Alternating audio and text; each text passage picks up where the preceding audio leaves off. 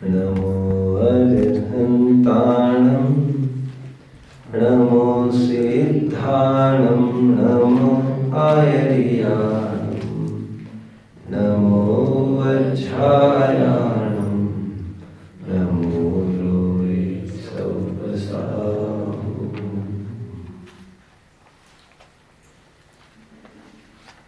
यह अपने नासिक शहर के एक मैजिस्ट्रेट है,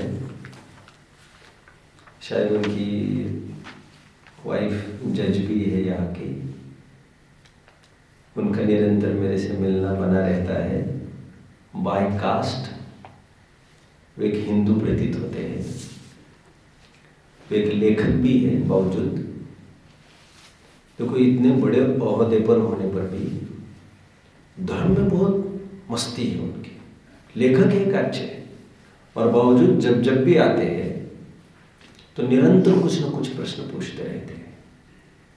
एक प्रश्न आया है उनका, मैंने कहा था मैं इसको विस्तार में लेकर आपको दे दूंगा। उनका प्रश्न आया है ना, काफी प्रश्न थे उनके, मैं जितना बनेगा अभी तो एक ही प्रश्न लूंगा। नाथ शब्द का एग्जैक्टली क्या अर्थ होता है, ऐसा प्रश्न पूछा उन्होंने। अब ऊपरी तौर पर तो ये सब बच्चा बच्चा जानता है। नाथ भगवान को कहते हैं, स्वामी को कहते हैं, मालिक को कहते हैं।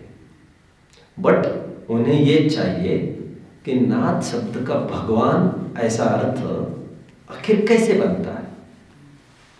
देखिए, नाथ जो मूल शब्द है, पहले मैं और एक बात बता दूं आपको।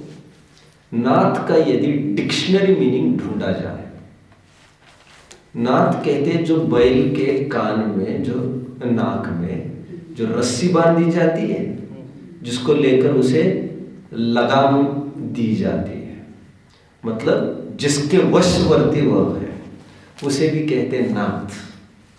समझ में आता है? जिसके अधीन वो है। और एक प्रकार से उच्चार से हम जिसके अधीन है उसे नाथ कहना चाहिए। नाथ तुम्हारी पूजा में सब स्वाहा करने आया। बट नाथ का अर्थ स्वामी भगवान बना कैसे? नाथ शब्द बना न प्लस अथ से। अथ किसका सूचक है? अथ मतलब प्रारंभ का सूचक है, आदि का सूचक है। मतलब जिसकी आदि नहीं हो उसे नाथ कहते हैं। अब जिसके आदि नहीं हो, उपलक्षण से आपको समझना है जिसका अंत भी ना हो। और जिसका आदि न हो और जिसका अंत न हो उसे भगवान कहते हैं। आपको भारी अटपटा लग रहा होगा। एक श्लोक है रत्नकरण शावकाचार्य में, जिसमें भगवान के पर्यायवाची नाम बताए। परमेष्टि परम ज्योति विरागो विमल कृति सर्वज्ञो नादि मध्यांत सार्व शास्तोपलाल्यते। भगवान के पर्यायवाची नाम बता रहे हैं। क्या क्या बताए? परमेष्टि परम ज्योति विराग विमल कृति सर्वज्ञ अनादि अमध्यांत। जिसके ना आदि है ना मध्य और ना अंत है, एक स्पेशल नाम है। तो जिसके आदि अंत नहीं, यहां से बना शब्द नाथ, जिसका कोई आदि नहीं। इसका मतलब भगवान पहले से अनादि से होते आए हैं और अनंत काल तक होते रहेंगे। ये इसका अर्थ। कोई एक पर्टिकुलर भगवान की बात यहां पर नहीं समझना चाहिए। अथवा हम ऐसा भी समझ सकते हैं, यहां पर आदि नहीं का तात्पर्य अंत नहीं, ऐसा समझना चाहिए। क्या कहा? लोक में कहते हैं ना, मैं आजीवन मैंने इसका त्याग किया है। आजीवन का शाब्दिक अर्थ क्या है? पूरा जीवन। आजीवन शब्द कहकर उसको कहना है मरण तक, वो कहता है जीवन तक। आप समझ रहे? आजन्म मतलब जन्म से लेकर, और आमरण मतलब मरण तक। लेकिन जनरली आजन्म कहकर मरण तक इस अर्थ में भी प्रयोग किया जाता है। उस तर्ज पर मैं आपको बोल रहा हूं, नाथ शब्द का अर्थ जिसका अंत नहीं, मतलब भगवान का इस अवस्था का, भगवान की अवस्था का अभी कभी व्यय नहीं होगा। जो प्रवचन सार की 17वीं 18वीं गाथा में लिखा है, अथवा समय सार की पहली गाथा में ध्रुव अचल और अनुपम कहकर अब इस भगवान पद का कभी भी अभाव नहीं होगा, यह नाथ शब्द से संकेत होता है। एक बात। दूसरी बात, एक धारदार आधार में पेश करता हूं आपको।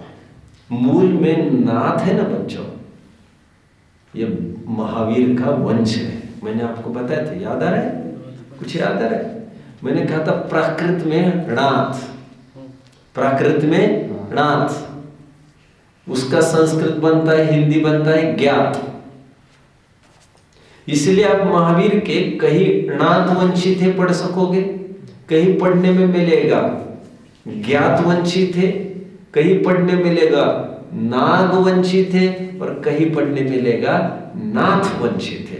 मूल में नाथ का अर्थ होता है ज्ञात, और इसलिए भगवान महावीर नाथ वंश के होने से सर्वत्र यह प्रचलन में बात आ गई कि नाथ मतलब स्वामी भगवान।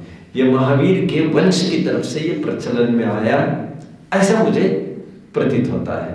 यह नाथ का दूसरा अर्थ मैंने किया, और भी व्याकरण संगत जो है वो समझ लेना चाहिए। बस ओम।